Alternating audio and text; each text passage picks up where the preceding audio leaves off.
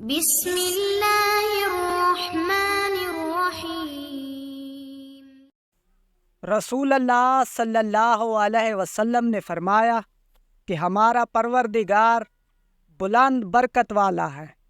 ہر رات کو اس وقت آسمان دنیا پر آتا ہے جب رات کا آخری تہائی حصہ رہ جاتا ہے۔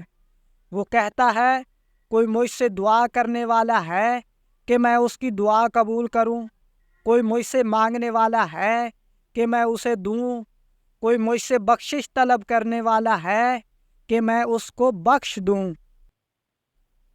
رسول اکرم صلی اللہ علیہ وسلم نے فرمایا کہ شیطان آدمی کے سر کے پیچھے رات میں سوتے وقت 3 گرہیں لگا دیتا ہے اور ہر گرہ پر یہ افسوں پھونک دیتا ہے کہ سو جا، ابھی رات بہت باقی ہے۔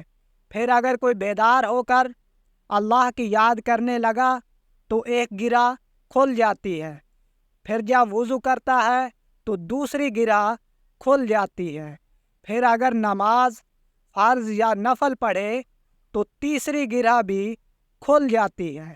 اس طرح صبح کے وقت آدمی چاق و چوبند خوش مزاج رہتا ہے، ورنہ سست اور بد باطن رہتا ہے۔